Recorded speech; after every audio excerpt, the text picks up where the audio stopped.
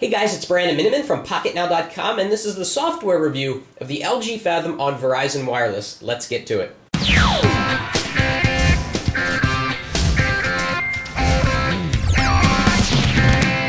Okay, so again, this is a Windows Mobile 6.5.3 device. There haven't been that many devices released with that 0.3 edition of the operating system. It means that you have better support for finger friendliness. It also has capacitive touchscreen support, but of course, the LG Fathom does not have a capacitive touchscreen. It is resistive, so it has a stylus, which isn't the worst thing in the world. It means that the screen is not as sensitive as you would get on some of the newer phones out there. So I'm going to turn this on and point out some cool features on the unlock screen. So what we have here, and you saw it, it's going to come back, is a gesture pad. And what you can do with this is draw a letter that corresponds to a program. So I've linked the letter T to my Twitter client. So I type T kind of sloppily, and it will load Tweakini. Very, very cool.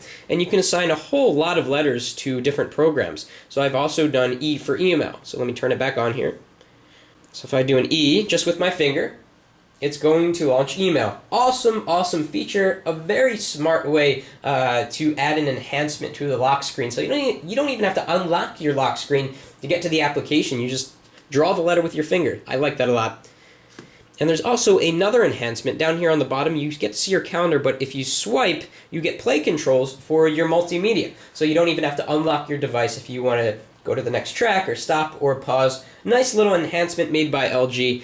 Something that doesn't come standard on Windows Mobile 6.5. So we're just going to unlock here and be dumped into the very vanilla Windows Mobile default Today screen. And it's a nice Today screen. It lets you slide along and do various things. We can flick through our pictures. We can go to music, to our multimedia player, phone to see if we have any missed calls. It'll integrate with favorite contacts. Dialing voicemail, don't want to do that. Show you the time, clock, emails, you can scroll through them, calendar, what's going on, Internet Explorer, and you get the point from there. Very basic, very plain, but if you like it clean and light, then you will appreciate this home screen. And of course, we can go into landscape.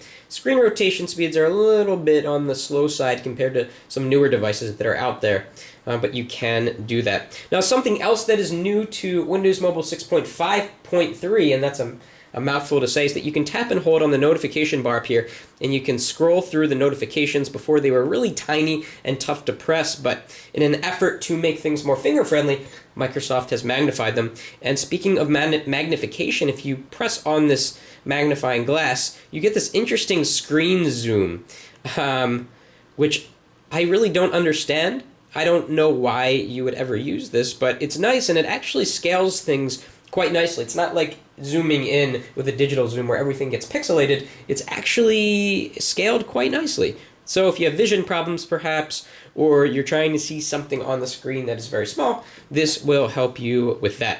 So let's go through some of the included programs here. We can access the Start menu obviously with the button on the bottom now, or through this button here, the hardware button, which is always nice to have. So here we have Messages, which is a kind of spruced up text messaging application that is a little bit nicer than what you get in the standard Windows Mobile. We have visual voicemail on here. We have mobile IM, so you can use AIM, Windows Live Messenger, and Yahoo. Going down the list, we have City ID, which is a cool little program that lets you look up a phone number and find out the city and zip code. So if I start typing, it knows it's Pennsylvania by the area code. I do the first 3 digits, and it knows it's Media, PA. So that's a nice little handy application to have. Going down the list, further, we'll go into settings in a minute. Internet Explorer comes on here, but Opera Mobile doesn't come on here. Oddly, I downloaded it immediately because I think it's a better browser for Windows Mobile. Of course, Skyfire is another good choice.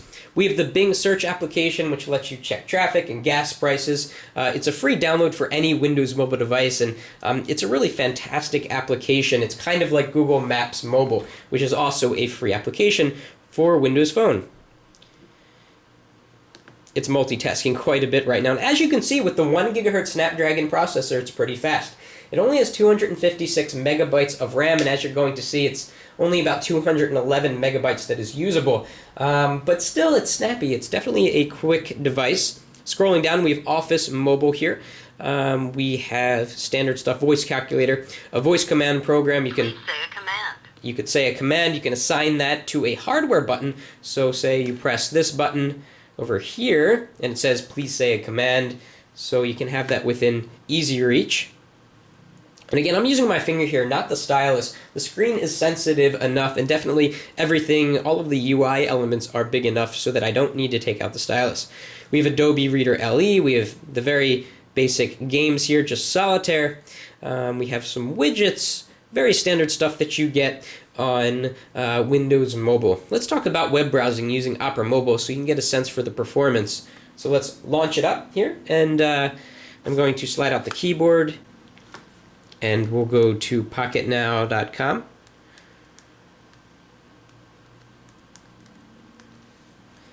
And let's watch it go. It's on Opera Turbo right now, so it should be a little bit faster. It's using some server-side rendering. That appeared very fast, although it's not quite finished with all of the graphics yet. Well, it really stopped loading most of the graphics. We can tap once to zoom in, maybe, if it works today. There it goes. And we can tap on a headline. Let's see how fast that loads. Okay, and again, it's not loading all of the images. I think that's because it is on Opera Turbo. Let's go to Engadget.com.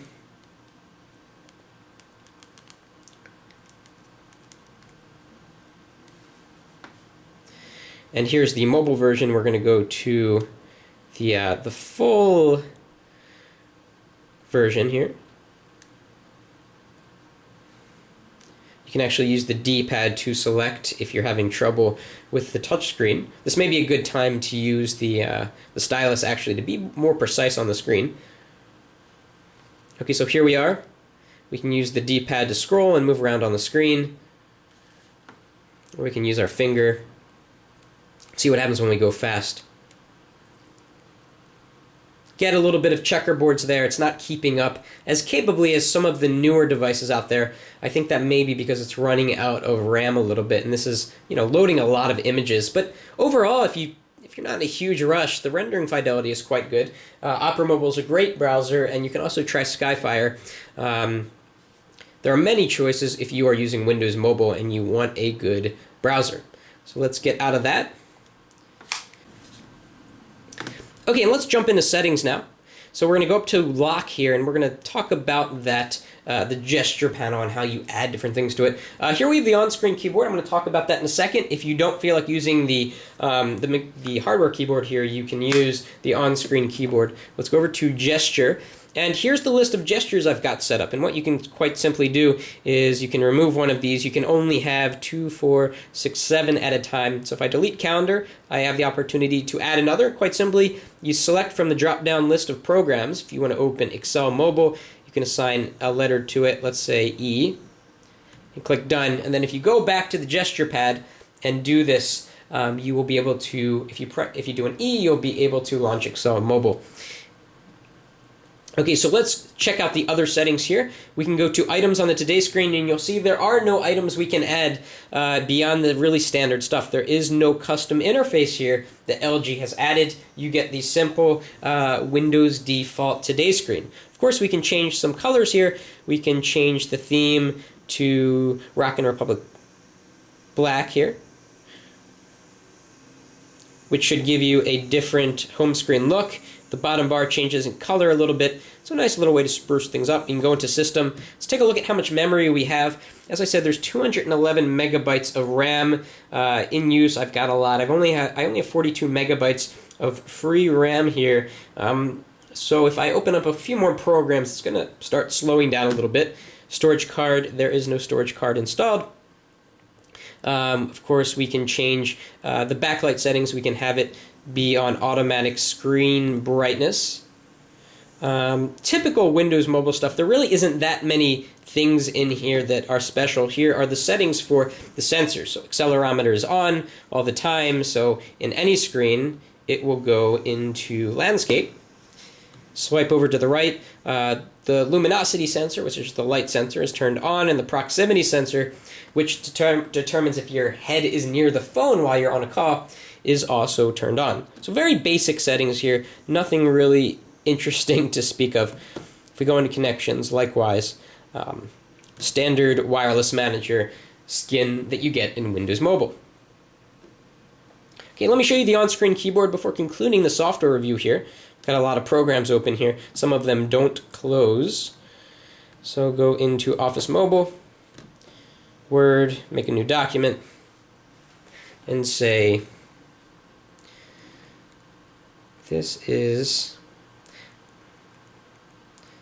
not the best experience. This is a test of the keyboard because the screen isn't that sensitive. It's very tough to type on this on-screen keyboard, which makes me grateful that it has this keyboard over here, so that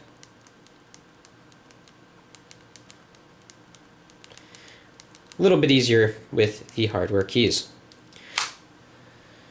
So overall, it looks like LG really didn't put much effort into customizing the LG Fathom. It's a very vanilla installation of Windows Mobile 6.5.3, practically out of the box, without any really enhancements or customizations. That may be a good thing for you if you like things light and clean, but it may not be a good thing for you if you like to have a kind of better experience with some eye candy and some nice usability enhancements. I really enjoy the lock screen function with the gesture pad. I think that's extremely helpful in being able to quickly launch programs without having to unlock your device. So points for that.